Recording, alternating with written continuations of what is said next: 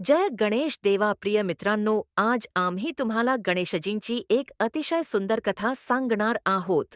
मित्रांनो, जो कोणी ही कथा खऱ्या मनाने शेवटपर्यंत ऐकेल त्याला मी भगवान गणेशाला त्याच्या सर्व इच्छा पूर्ण करण्याची आणि जीवनात योग्य मार्ग दाखवण्याची प्रार्थना करेन. भगवान गणेशाच्या जन्माची, त्यांच्या शौर्याची, त्यांच्या बुद्धिमत्तेची आणि त्यांच्या लीलाची ही संपूर्ण आणि तपशीलवार कथा आहे. मित्रांनो, ही कथा त्या कालाची आहे जेव्हा कैलास पर्वतावर शांती आणि तपस्येचे साम्राज्य होते. या सजीव आणि निर्जीव जगाचे संहारक आणि योगीराज असलेले भगवान शिव त्यांच्या खोल समाधीत लीन झाले होते. त्यांची समाधी वर्षानुवर्षे, कधीकधी युगानुयुगे टिकत असे. या काळात कैलासाचे वातावरण खूप शांत आणि आध्यात्मिक ऊर्जेने भरलेले होते. आदिशक्ती जगदंबेचे रूप असलेली माता पार्वती भगवान शिवाच्या अर्ध्या रूपात कैलासवर राहत होती. ती तिच्या बहुतेक वेळ शिवाच्या सेवेत आणि ध्यानात घालवत असे. एके दिवशी माता पार्वतीला स्नान करावेसे वाटले. ती तिच्या खाजगी खोलीत गेली आणि तिच्या सर्वात विश्वासू गण नंदीला दारावर पहारा देण्याचे आदेश दिले. तिने स्पष्टपणे सांगितले की ती स्नान करत असताना कोणालाही आत येऊ देऊ नये, मग तो कोणीही असो. नंदीने डोके टेकवले आणि आज्ञा पाळण्याचे वचन दिले आणि दाराशी दक्षपणे उभा राहिला. आई पार्वती काळजी न करता स्नान करायला गेली. योगायोगाने त्याचवेळी भगवान शिव त्यांच्या दीर्घ समाधीतून जागे झाले. त्यांचे मन त्यांच्या प्रिय पार्वतीला भेटण्यासाठी उत्सुक होते, म्हणून ते थेट तिच्या खोलीकडे निघाले. जेव्हा ते दारापाशी पोहोचले तेव्हा नंदी त्यांना दिसला. त्यांच्या समोर त्यांच्या स्वामींना पाहून नंदी द्विधा मनस्थितीत सापडला. एका बाजूला आईची आज्ञा होती आणि दुसऱ्या बाजूला त्यांचे प्रिय स्वामी होते. त्यांच्या स्वामींवरील भक्तीसमोर तो आईच्या आदेशाचे पालन करू शकला नाही आणि त्यांनी भगवान शिवांना मार्ग दाखवला. भगवान शिव थेट खोलीत गेले. त्यावेळी माता पार्वती नग्न स्नान करत होत्या. अचानक तेथे भगवान शिवांना पाहून ती खूप लाजली आणि अस्वस्थ झाली. त्यांच्या आदेशाचे उल्लंघन झाले आणि त्यांच्या गोपनीयतेचे उल्लंघन झाले याचा तिला राग आला. जेव्हा ती आंघोळ करून बाहेर आली तेव्हा तिच्या मनात एक खोल विचार आला. तिला वाटले, नंदी आणि इतर सर्व गण माझ्या पतीला समर्पित आहेत. ते माझ्या आज्ञेचे पालन करतात. पण जेव्हा माझ्या आज्ञेचे आणि माझ्या स्वामीच्या आज्ञेचे निवडायचे असते तेव्हा ते स्वाभाविकच त्यांच्या स्वामीची बाजू घेतील. माझ्याकडे असा कोणताही सेवक नाही जो फक्त माझ्या आज्ञेचे पालन करतो, जो माझ्यासाठी कोणाशीही लढू शकतो, जरी महादेव स्वतः समोर असले तरी. हा विचार तिच्या मनात प्रबल झाला. तिला असा मुलगा हवा होता जो तिच्या स्वतःच्या असेल, तिच्या शक्तीचा एक भाग असेल आणि तिच्या परम भक्त असेल. या दृढ निश्चयाने माता पार्वतीने एक अभूतपूर्व कार्य करण्याचे ठरवले. तिने हळद, चंदन आणि इतर शुभ पदार्थांपासून बनवलेल्या तिच्या दिव्य शरीरावरील उबतान तेलाचा लेप काढून टाकला. तिने ती उबतान तिच्या हातांनी मलायला सुरुवात केली. त्याचे सर्व प्रेम, त्याची शक्ती आणि त्याची इच्छा त्या मातीत केंद्रित करून त्याने एका मुलाची सुंदर आणि सुडौल मूर्ती तयार केली. ती मूर्ती इतकी जिवंत दिसत होती की ती कोणत्याही क्षणी बोलेल असे वाटत होते. जेव्हा मूर्ती तयार झाली तेव्हा माता पार्वतीने डोळे मिटले आणि तिच्या योगमायेच्या शक्तीचा वापर केला. तिने निर्जीव मूर्तीमध्ये प्राण फुंकला. एका दिव्य प्रकाशाने मूर्ती एका जिवंत मुलामध्ये रूपांतरित झाली. ते मूल अपवादात्मकपणे तेजस्वी आणि बलवान होते. त्याचा चेहरा सूर्यासारखा तेजस्वी होता आणि त्याच्या हातामध्ये प्रचंड शक्ती प्रतिबिंबित झाली. त्याला पाहून माता पार्वतीचे हृदय प्रेमाने भरले. तिने त्याला मिठी मारली आणि म्हणाली, तू माझा मुलगा आहेस. आजपासून तू फक्त माझ्या आज्ञा पाळशील. मुलाने त्याच्या आईच्या पायाशी नतमस्तक होऊन तिची प्रत्येक आज्ञा पाळण्याचे वचन दिले. माता पार्वतीने मुलाला सुंदर कपडे घातले आणि त्याच्या हातात एक काठी दिली आणि म्हणाली, बेटा, मी आता आंघोळ करण्यासाठी आत जात आहे. तू या दाराचे रक्षण कर. लक्षात ठेव, माझ्या परवानगीशिवाय कोणालाही आत येऊ देऊ नको. मुलाने दृढपणे मान हलवली आणि आईच्या आज्ञेचे पालन करण्यासाठी दारावर अजिंक्य पहाडेकर्याप्रमाणे उभा राहिला. काही वेळ गेला. कुठेतरी बाहेर असलेले भगवान शिव परत आले. ते थेट त्यांच्या निवासस्थानी प्रवेश करू लागले. दारापाशी पोहोचताच त्या धाडसी मुलाने त्याला थांबवले. त्याने आपली काठी पुढे केली आणि म्हणाला, "थांबा, तू आत जाऊ शकत नाहीस. हा माझ्या आईचा आदेश आहे." भगवान शिव त्या मुलाला पाहून आश्चर्यचकित झाले. त्याने त्याला यापूर्वी कधीही पाहिले नव्हते. त्याने प्रेमाने समजावून सांगण्याचा प्रयत्न केला, "बेटा, मी शिव आहे. हे माझे घर आहे आणि पार्वती माझी पत्नी आहे. मला आत जाण्यापासून रोखू नकोस." पण त्याच्या शब्दांचा त्या मुलावर काहीही परिणाम झाला नाही. त्याला फक्त त्याच्या आईचा आदेश माहीत होता. त्याने त्याच दृढतेने उत्तर दिले, "तू कोणीही असो, माझी आई परवानगी देईपर्यंत मी तुला आत येऊ देणार नाही." हे पाहून भगवान शिव थोडे उत्सुक आणि थोडे रागावले. त्यांनी नंदी, भृंगी आणि इतर गणांना या मुलाला रस्त्यावरून दूर करण्याचा आदेश दिला. शिवाचे गण एक सामान्य मूल आहे असे समजून पुढे गेले, परंतु जे घडले ते अविश्वसनीय होते. त्या एकट्या मुलाने त्याच्या अद्भुत शक्तीने सर्व गणांना पराभूत केले. त्याने काहींना उचलले आणि फेकून दिले आणि काहींना आपल्या काठीने मारले आणि त्यांना दूर ढकलले. कैलास पर्वतावर गोंधळ उडाला. जेव्हा ही बातमी देवांना पोहोचली तेव्हा ते देखील काळजीत पडले. भगवान विष्णू आणि ब्रह्मा स्वतः तिथे आले. त्यांनी मुलाला समजावण्याचा प्रयत्नही केला, पण तो त्याच्या मुद्द्यावर ठाम राहिला. तो म्हणाला, "माझ्यासाठी माझ्या आईची आज्ञा सर्वात महत्वाची आहे." आता भगवान शिवाचा संयम सुटला. अशा प्रकारे एका मुलाने थांबवल्याने त्याला अपमान वाटला. त्याचे योगी रूप क्रोधित रुद्रात रूपांतरित होऊ लागले. त्याने मुलाला लढाईसाठी आव्हान दिले. दोघांमध्ये भयंकर युद्ध सुरू झाले. तो मुलगा त्याच्या दैवी शक्तीमुळे भगवान शिवाच्या प्रत्येक हल्ल्याला उत्तर देत होता. हे पाहून भगवान शिवांना समजले की हा सामान्य मुलगा नाही. शेवटी जेव्हा दुसरा कोणताही मार्ग शिल्लक नव्हता तेव्हा भगवान शिवांनी त्यांचे अचूक शस्त्र त्रिशूल वापरले. त्रिशूलाच्या दैवी शक्तीसमोर मूल टिकू शकले नाही आणि क्षणात भगवान शिवाने मुलाचे डोके त्याच्या शरीरापासून वेगळे केले. मुलाचे निर्जीव शरीर पृथ्वीवर पडले. आत स्नान करणाऱ्या माता पार्वतीला बाहेरचा आवाज आणि नंतर अचानक शांतता जाणवली तेव्हा ती घाबरली. ती लगेच बाहेर आली. बाहेरचे दृश्य पाहून तिच्या पायाखालची जमीन सरकली. तिने तिच्या प्रिय मुलाचा शिरच्छेदित शरीर पाहिले. एका आईचे हृदय दुखाने आणि वेदनेने फुटले.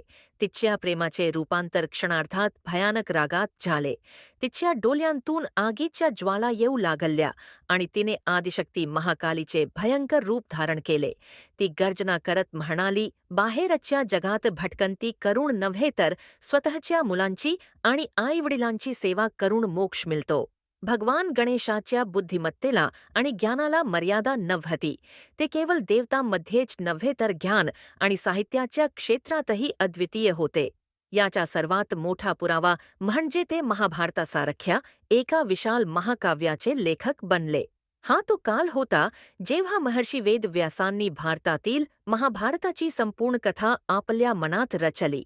ती केवळ एक कथा नव्हती, तर धर्म, अर्थ, काम आणि मोक्ष यांचा एक विशाल विश्वकोश होता, ज्यामध्ये लाखो श्लोक होते.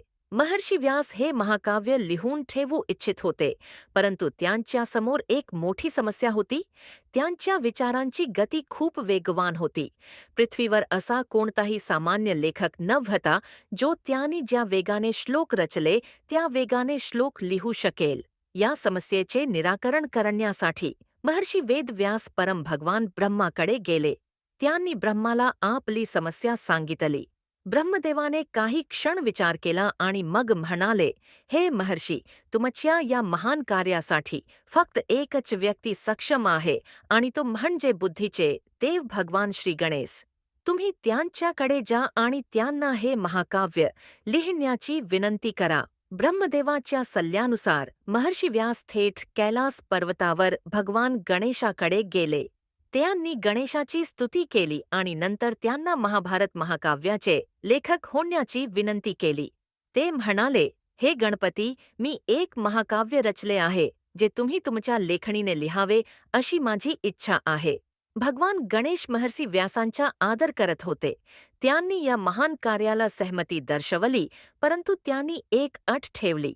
ते म्हणाले, हे महर्षी, मी तुमचे लेखक होण्यास तयार आहे, परंतु माझी एक अट आहे. जेव्हा मी लिहायला सुरुवात करेन तेव्हा माझी लेखणी एका क्षणासाठीही थांबणार नाही. जर तुम्ही श्लोक पठण थांबवले आणि माझी लेखणी थांबली तर मी त्याच्या क्षणी लिहिणे थांबवेन आणि पुन्हा लिहिणार नाही. महर्षी व्यासांना गणेशाची अद्भुत क्षमता माहीत होती. त्यांनी ही कठीण अट स्वीकारली, परंतु त्यांनी त्यांच्याकडून एक प्रतिअट देखील घातली जी त्यांच्या बुद्धिमत्तेचे लक्षण होती. महर्षी व्यास म्हणाले, हे विघ्नहर्ता, मी तुमची अट मान्य करतो, पण माझी एक अटही आहे. तुम्ही जे काही श्लोक लिहाल ते समजून घेतल्याशिवाय लिहिणार नाही. तुम्हाला प्रत्येक श्लोकाचा अर्थ समजून घेतल्यानंतरच लिहावा लागेल. भगवान गणेश हसले आणि त्यांनी महर्षी व्यासांची अटही मान्य केली. अशा प्रकारे इतिहासातील सर्वात मोठे महाकाव्य लिहिण्याचे अनोखे कार्य सुरू झाले. महर्षी वेदव्यास श्लोकांचे पठण करत राहिले आणि भगवान गणेश ते ताडाच्या पानांवर जलद गतीने लिहित राहिले. गणेशजींच्या लेखनाचा वेग प्रत्यक्षात विचारांच्या गतिसारखाचा होता. जेव्हा जेव्हा महर्षी व्यासांना पुढील श्लोक लिहिण्यासाठी किंवा थोडी विश्रांती घेण्यासाठी वेळ लागत असे, तेव्हा ते त्या दरम्यान एक अतिशय जटिल आणि गूढ अर्थ असलेला श्लोक उच्चारत असत. या श्लोकांना कूट श्लोक असे म्हणतात. जेव्हा असा सांकेतिक श्लोक येत असे तेव्हा भगवान गणेशाला त्याचा अर्थ समजून घेण्यासाठी आणि चिंतन करण्यासाठी थोडा वेळ लागत असे. जोपर्यंत त्यांना त्या श्लोकाचा खोल अर्थ समजत असे तोपर्यंत महर्षी व्यास त्यांच्या मनात शेकडो नवीन श्लोक रचत असत. अशा प्रकारे दोघांच्याही अटी पूर्ण होत होत्या आणि महाभारताचे लेखन अखंडपणे सुरू होते. ही प्रक्रिया महिने चालू राहिली. एके दिवशी लिहिताना भगवान गणेशाची लोखंडी पेन, ज्याला लेखणी म्हणतात, जीर्ण झाली आणि तुटली. अटीनुसार ते थांबू शकले नाहीत आणि महर्षी व्यास सतत श्लोकांचे पठण करत होते. जर गणेशजी थांबले असते तर महाभारताचे लेखन अपूर्ण राहिले असते. ज्ञानाचा हा महान यज्ञ पूर्ण करण्यासाठी भगवान गणेशाने एक अद्भुत आणि महान यज्ञ केला. क्षणाचाही विचार न करता त्यांनी स्वतः त्यांचा उजवा दात तोडला. त्यांनी त्या तुटलेल्या दाताला पेन बनवले आणि शाईत बुडवून महाभारत लिहिणे सुरू ठेवले. ज्ञानयज्ञ पूर्ण करण्यासाठी केलेल्या या महान त्यागामुळे भगवान गणेशाचे एक नाव एकदंत होते. हे नाव त्यांच्या त्यागाचे, समर्पणाचे आणि ज्ञानाप्रती असलेल्या त्यांच्या भक्तीचे प्रतीक आहे. अशा प्रकारे या दोन महापुरुषांच्या सहकार्याने महाभारतासारखे एक अद्भुत महाकाव्य अस्तित्वात आले, जे आजही संपूर्ण जगाला धर्म आणि कर्माचा मार्ग दाखवते. भगवान गणेशाचे जीवन केवळ जन्म, युद्ध आणि लेखनापुरते मर्यादित नाही. त्यांच्या जीवनात अशा अनेक लीला आणि कथा आहेत ज्या आपल्याला महत्त्वाचे संदेश देतात. एकदा गणेश चतुर्थीच्या दिवशी भगवान गणेश त्यांच्या एका भक्ताच्या घरी मेजवानी देऊन परतत होते. त्यांनी त्यांना खूप प्रिय असलेले भरपूर मोदक खाल्ले होते. त्यांचे पोट मोदकांनी भरलेले होते. ते रात्री हळूहळू कैलासकडे जात असताना त्यांच्या मूषक वाहनावर बसून जात होते. वाटेत अचानक मूषकाला एक साप दिसला. सापाला पाहून तो घाबरला आणि त्याने उडी मारली, ज्यामुळे त्यांचे संतुलन बिघडले आणि भगवान गणेश जमिनीवर पडले. पडल्यामुळे त्यांचे पोट फुटले आणि सर्व मोदक बाहेर विखुरले. गणेशजी उठले आणि त्यांचे मोदक परत पोटात ठेवू लागले. आकाशात बसलेला चंद्र हे सर्व दृश्य पाहत होता. गणेशजींचे मोठे पोट आणि ही घटना पाहून तो आपल्या हास्यावर नियंत्रण ठेवू शकला नाही आणि मोठ्याने हसू लागला. त्याने गणेशजींच्या रूपाची थट्टा केली. चंद्राचे हे वर्तन पाहून भगवान गणेश रागावले. त्याने चंद्राला शाप दिला. तुला तुझ्या रूपाचा खूप अभिमान आहे. मी तुला शाप देतो की आजपासून तू काला होशील आणि जो कोणी तुला पाहील त्याला खोटे आरोप केले जातील. या शापाच्या परिणामामुळे चंद्र लगेच काला झाला आणि आकाशातून गायब झाला. चंद्राशिवाय रात्र काली झाली आणि जगाचे संतुलन बिघडू लागले. सर्व देव चिंताग्रस्त झाले आणि त्यांनी चंद्राला क्षमा करण्याची भगवान गणेशाची प्रार्थना केली. मग गणेशजी आनंदाने म्हणाले की तो शाप पूर्णपणे परत घेऊ शकत नाही, परंतु तो निश्चितपणे मर्यादित करू शकतो. त्याने सांगितले की चंद्र महिन्यातून एकदाच पूर्ण टप्प्यात येईल आणि माझा शाप विशेषतः भाद्रपद महिन्याच्या शुक्ल चतुर्थीच्या दिवशी सर्वात प्रभावी होईल. त्या दिवशी जो कोणी चंद्र पाहील त्याला खोटे आरोप होण्याची भीती वाटेल. म्हणूनच आजही गणेश चतुर्थीच्या रात्री चंद्र पाहणे निषिद्ध मानले जाते. लग्नाची कहाणी. भगवान गणेश आणि त्यांचा भाऊ कार्तिकेय यांच्या लग्नाबद्दल एक मनोरंजक कथा आहे. जेव्हा दोन्ही भाऊ लग्नासाठी पात्र झाले तेव्हा त्यांच्या लग्नासाठी प्रस्ताव येऊ लागले. नंतर असे ठरले की दोन्ही भावांपैकी जो कोणी पृथ्वी प्रदक्षिणा करून प्रथम परत येईल तो प्रथम लग्न करेल. हे ऐकून भगवान कार्तिकेय ताबडतोब आपल्या वाहन मोरावर बसले आणि प्रदक्षिणा करण्यासाठी निघाले. त्याचवेळी भगवान गणेशाने पुन्हा आपल्या बुद्धिमत्तेचा वापर केला. त्यांनी त्यांचे पालक शिव आणि पार्वती यांना एका आसनावर बसवले आणि त्यांना 7 वेळा प्रदक्षिणा घातली. जेव्हा त्यांना याचे कारण विचारण्यात आले तेव्हा त्यांनी त्याचे उत्तर दिले की त्यांच्यासाठी त्यांचे पालक संपूर्ण पृथ्वी आणि विश्व आहेत.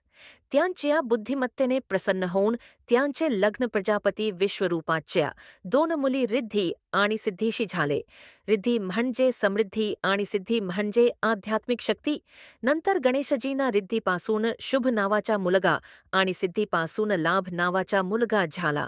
म्हणूनच आपण अनेकदा गणेशजींसोबत शुभ लाभ लिहिलेले पाहतो. भगवान गणेशाचे रूप खूप अद्वितीय आहे आणि त्याचा खोलवरचा तात्विक अर्थ आहे. त्यांच्या शरीराचा प्रत्येक भाग आपल्याला एक महत्त्वाचा संदेश देतो.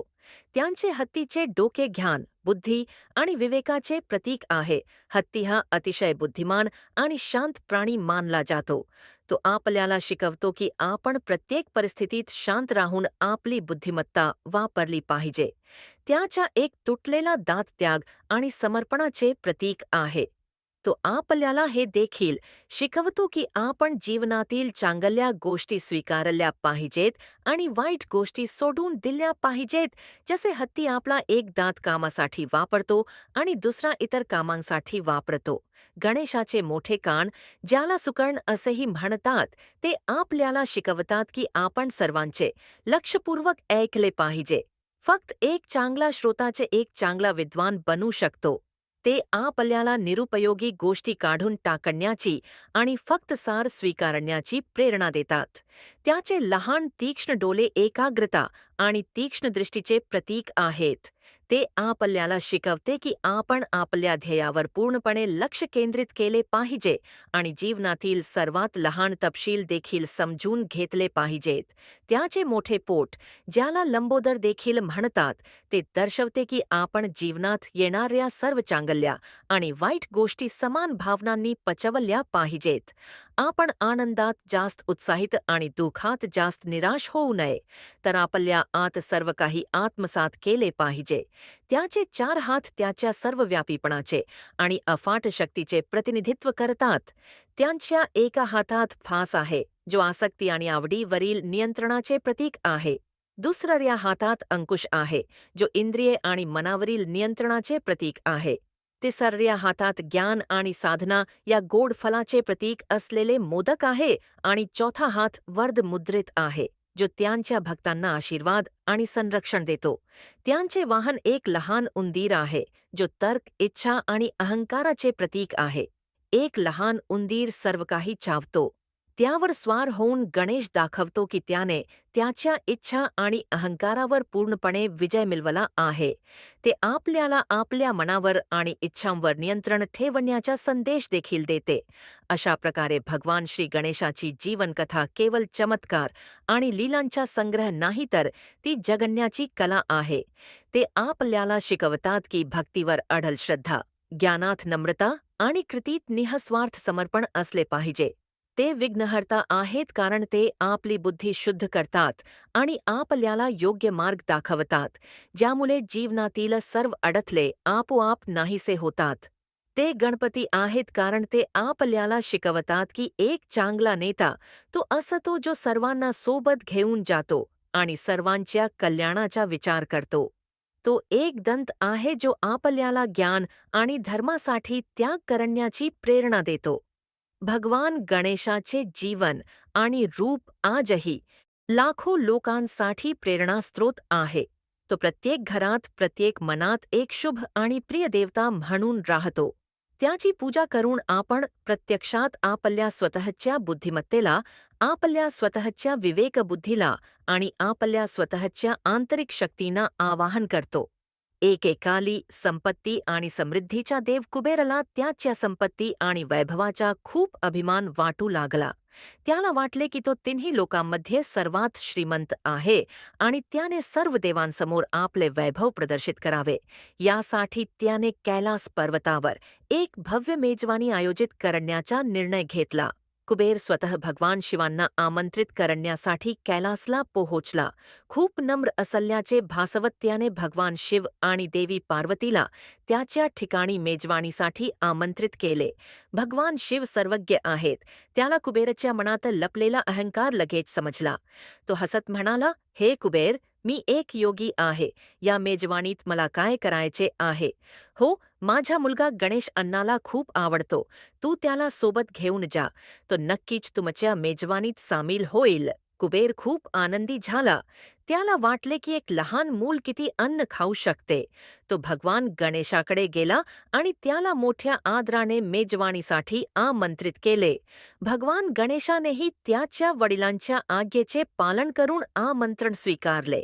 ठरलेल्या वेळी भगवान गणेश कुबेराच्या भव्य राजवाड्यातील अलकापुरी येथे पोहोचले. कुबेराने त्याचे भव्य स्वागत केले आणि त्याला सोन्याच्या आसनावर बसवले. सर्वत्र हिरे, मोती आणि रत्नांची चमक होती. सोन्या चांदीच्या भांड्यामध्ये 56 प्रकारचे पदार्थ वाढले होते. कुबेर आपल्या संपत्तीचे प्रदर्शन करून आनंदी होत होता. भगवान गणेश जेवू लागले. त्याने एक एक करून सर्व पदार्थ खायला सुरुवात केली. त्याने काही वेळातच सर्व भांडी रिकामी केली. कुबेराच्या सेवकांनी आणखी अन्न वाढले. गणेशाने तेही संपवले. हा क्रम चालू राहिला. गणेश जेवत राहिला आणि त्याची भूक भागत नव्हती. थोड्याच्या वेळात कुबेराच्या स्वयंपाकघरातील सर्व अन्न संपले. पण गणेश अजूनही म्हणत होता, हे कुबेर, मला अजूनही भूक लागली आहे, मला आणखी अन्न आणा. हे ऐकून कुबेरला धक्का बसला. त्याचे सर्व अन्नसाठे रिकामे झाले होते. त्याने जवळच्या शहरामधूनही अन्न मागवले, पण गणेशजींनी तेही क्षणात संपवले. जेव्हा खाण्यासाठी काहीही शिल्लक राहिले नाही, तेव्हा गणेशजींनी राजवाड्यातील सजावट, सोन्याची भांडी आणि दागिने खायला सुरुवात केली.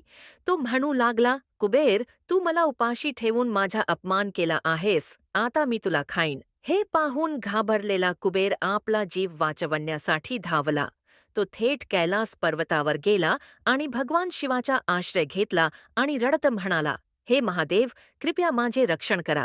माझे संपूर्ण शहर खाल्ल्यानंतर तुमचा मुलगा मला खायला येत आहे. भगवान शिव हसले आणि कुबेरला एक मूठभर भाजलेले भात दिले आणि म्हणाले, जा, हे गणेशाला अत्यंत प्रेमाने आणि नम्रतेने खाऊ घाल. त्याची भूक भागेल.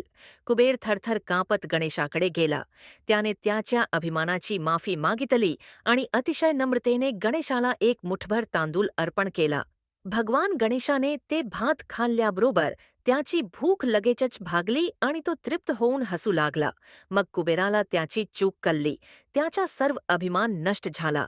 त्याला समजले की खरी संपत्ती म्हणजे भौतिक संपत्ती नाही तर नम्रता आणि भक्ती आहे. अशा प्रकारे भगवान गणेशाने कुबेराला अहंकार नष्ट केला. एका आख्यायिकेनुसार एकदा भगवान गणेश गंगा नदीच्या काठावर ध्यानात मग्न होते. ते ब्रह्मचर्य पाळत तपश्चर्या करत होते.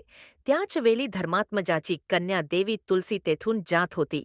भगवान गणेशाचे सुंदर आणि तेजस्वी रूप पाहून ती मोहित झाली. ती गणेशाचे ध्यान पूर्ण होण्याची वाट पाहत होती. जेव्हा गणेशाने डोळे उघडले तेव्हा तुलसी त्याच्यासमोर गेली आणि त्याच्याशी लग्न करण्याचा प्रस्ताव ठेवला. भगवान गणेशाने अतिशय विनम्रतेने तिचा प्रस्ताव नाकारला आणि म्हणाले, "हे देवी, मी आयुष्यभर ब्रह्मचर्य राहण्याची प्रतिज्ञा केली आहे. मी लग्न करू शकत नाही." तुळशीचा विवाह प्रस्ताव अशा प्रकारे नाकारण्यात आल्याने ती खूप रागावली. रागाच्या भरात तिने भगवान गणेशाला शाप दिला, "तू माझ्या विवाह प्रस्तावाचा अपमान केला आहेस. मी तुला शाप देतो की तू नक्कीच लग्न करशील आणि तेही तुझ्या इच्छेविरुद्ध." हे ऐकून भगवान गणेशही थोडे रागावले. त्यांनी तुळशीलाही शाप दिला आणि म्हणाले, "हे देवी, तू मला विनाकारण शाप दिला आहेस. मी तुलाही शाप देतो की तू असुराशी लग्न करशील." भगवान गणेशाचा शाप ऐकून तुळशीला तिची चूक कळली आणि ती घाबरली आणि क्षमा मागू लागली. मग गणेशाचे हृदय वितळले. तो म्हणाला, "माझा शाप व्यर्थ जाऊ शकत नाही, परंतु त्या असुराशी लग्न केल्यानंतर तू भगवान विष्णूच्या कृपेने एका पवित्र वनस्पतीचे रूप धारण करशील. तुझे नाव तुळशी असेल आणि तू कलयुगात मानवांना मोक्ष देणारी होशील. भगवान विष्णू तुला डोक्यावर घेतील आणि तुझ्याशिवाय त्याची कोणतीही पूजा पूर्ण होणार नाही.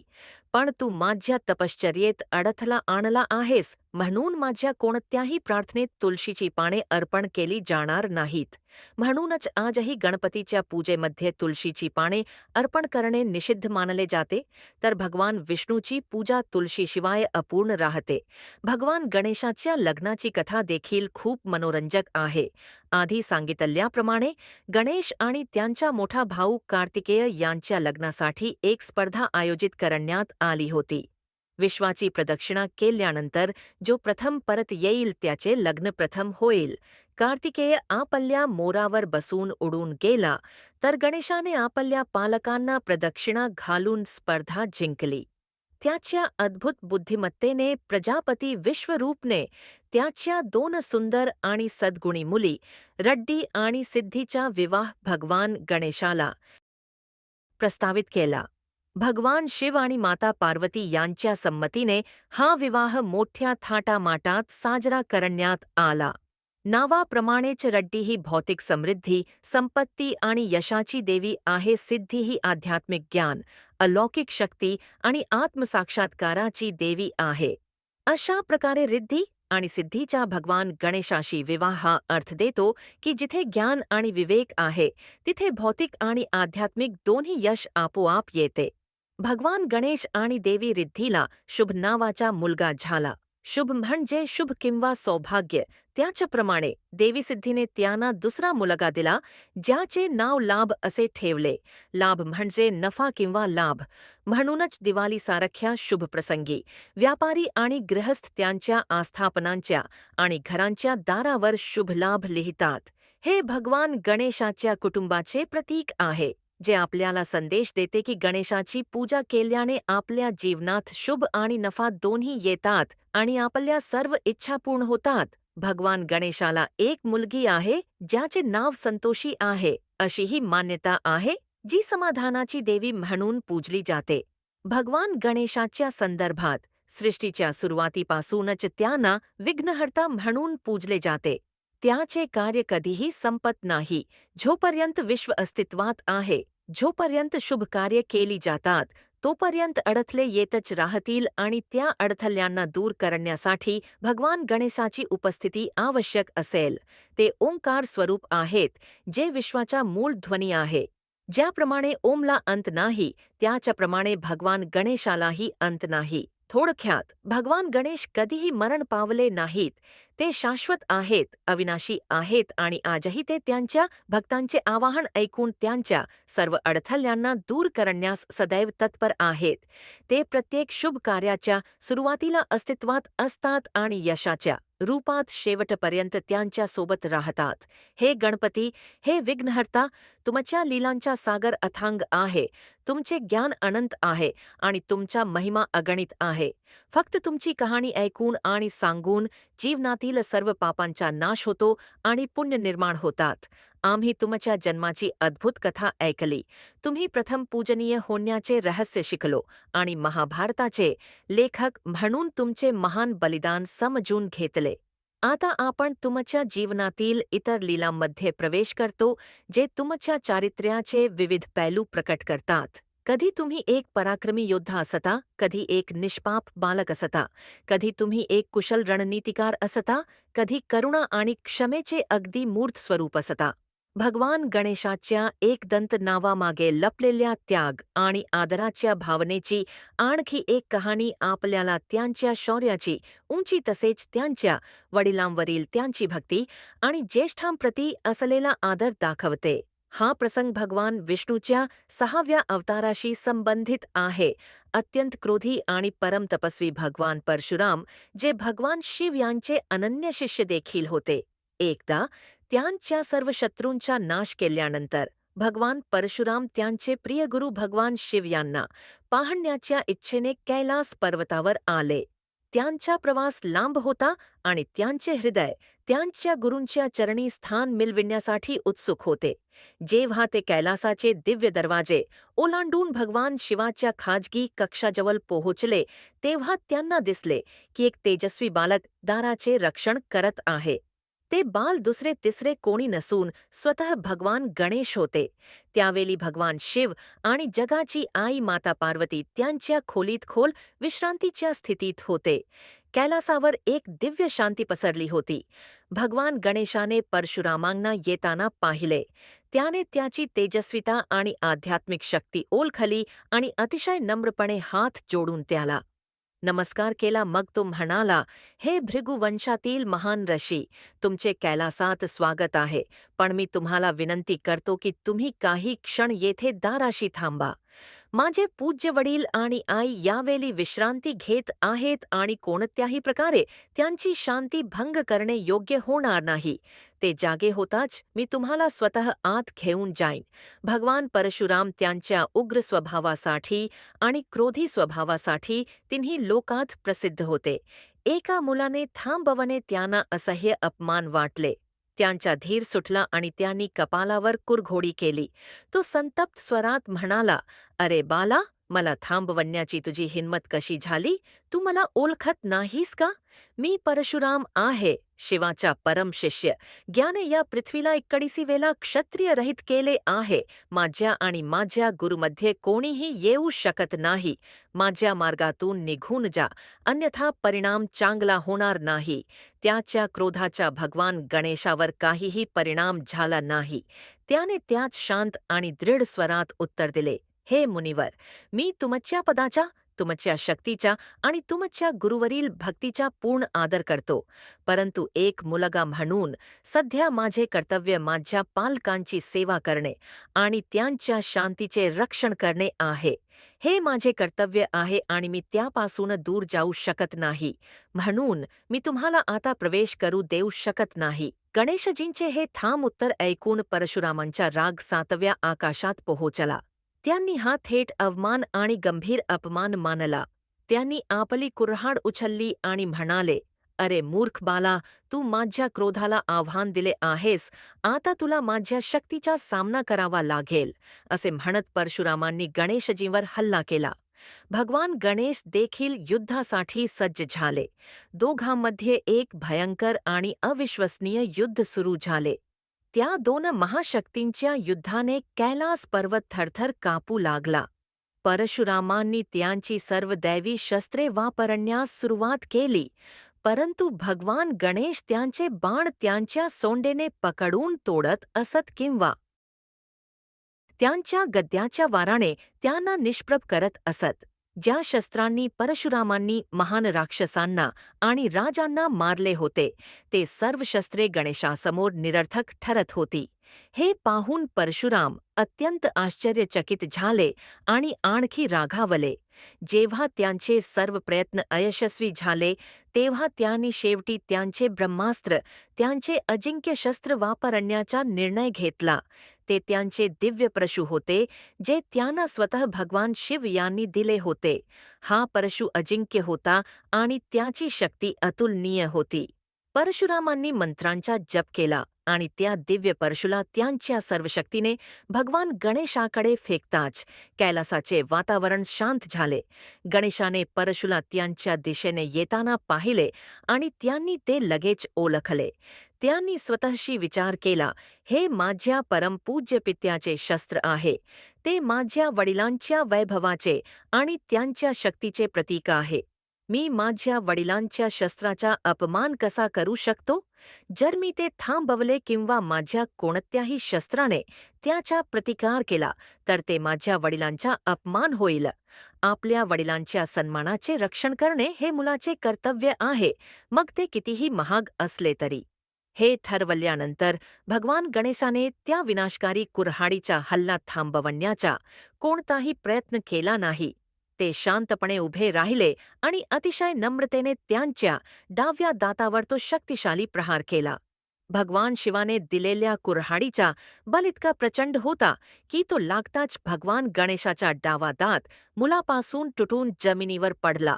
त्याच्या तोंडातून रक्ताच्या धारा वाहू लागल्या, पण त्याच्या चेहऱ्यावर वडिलांचा मान वाचवल्याच्या दुःखापेक्षा जास्त समाधान होते.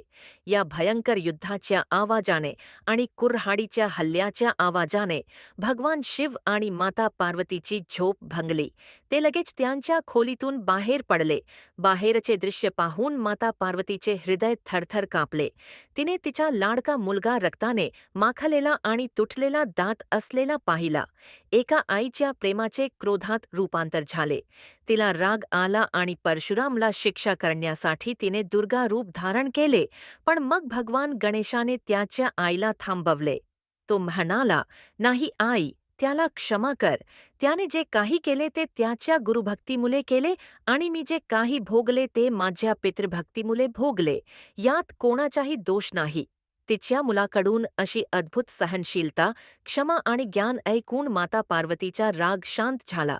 आपल्या मुलाचा हा महान त्याग आणि ज्ञान पाहून भगवान शिवालाही खूप अभिमान वाटला. परशुरामांनाही आपल्या चुकीबद्दल मनापासून पश्चात्ताप झाला आणि त्यांनी गणेशजींची माफी मागितली. त्या दिवसापासून आपल्या वडिलांच्या शस्त्राचा आदर करण्यासाठी दात बलिदान दिल्यामुळे भगवान गणेशचे एकदंत हे नाव संपूर्ण विश्वात अधिक प्रसिद्ध झाले. भगवान गणेश म्हणतात, माझी इच्छा आहे की माझ्या या हत्तीच्या डोक्याची जगात कायमची पूजा केली जावी. जो कोणी ते पाहतो त्याला ध्यान आणि मंगल प्राप्त होवो आणि तो स्वतः माझ्या प्रभूचा स्पर्श मिळालेल्या या कातडीला आपल्या शरीरावर वस्त्र म्हणून धारण करो. ही माझी शेवटची इच्छा आहे. एका असुराच्या मुखातून अशी निस्वार्थ आणि भक्तिपूर्ण इच्छा ऐकून सर्व देव आश्चर्यचकित झाले आणि प्रेरित झाले. मग भगवान शिव गजासुराचे उदर फाडून आपल्या विनाशकारी रुद्ररूपात प्रकट झाले. तो प्रकट होताच गजासुराचे शरीर निर्जीव पडले. भगवान शिवाने त्याला त्याच्या मांडीवर आधार दिला. तो करुणेने म्हणाला, गजासुरा, तुझ्या शेवटच्या क्षणी केलेल्या भक्तीने तुझी सर्व पापे धुवून टाकली आहेत. तू शत्रू असूनही भक्तासारखा वागलास. मी तुझ्या दोन्ही इच्छा पूर्ण करतो. असे म्हणत भगवान शिवांनी आपल्या त्रिशूलाने गजासुराचे डोके त्याच्या धडापासून वेगळे केले आणि त्याला आशीर्वाद दिला, तुझे हे डोके भविष्यात संपूर्ण जगात पहिले म्हणून पूजले जाईल. ते ज्ञान, बुद्धी आणि शुभतेचे प्रतीक बनेल. त्यानंतर त्यांनी आदरपूर्वक गजासुराची त्वचा स्वीकारली आणि ती आपले वस्त्र म्हणून परिधान केली. तेव्हापासून भगवान शिवाचे एक नाव गजासूर चर्मधारी किंवा गजानन आहे. तो वाघाची त्वचा तसेच हत्तीची त्वचा धारण करतो, जी त्याने भक्ताला दिलेल्या मोक्ष आणि आदराचे प्रतीक आहे. भगवान शिवाने गजासुराचे ते पवित्र डोके कैलास पर्वतावर अत्यंत आदराने सुरक्षित ठेवले. खूप नंतर जेव्हा देवी पार्वतीने तिच्या उपतांपासून एका मुलाला निर्माण केले आणि भगवान शिवाने क्रोधाने त्याचे डोके कापले, तेव्हा मातेच्या उग्र रूपाला शांत करण्यासाठी आणि मुलाला पुनर्जीवित करण्यासाठी एका डोक्याची आवश्यकता होती.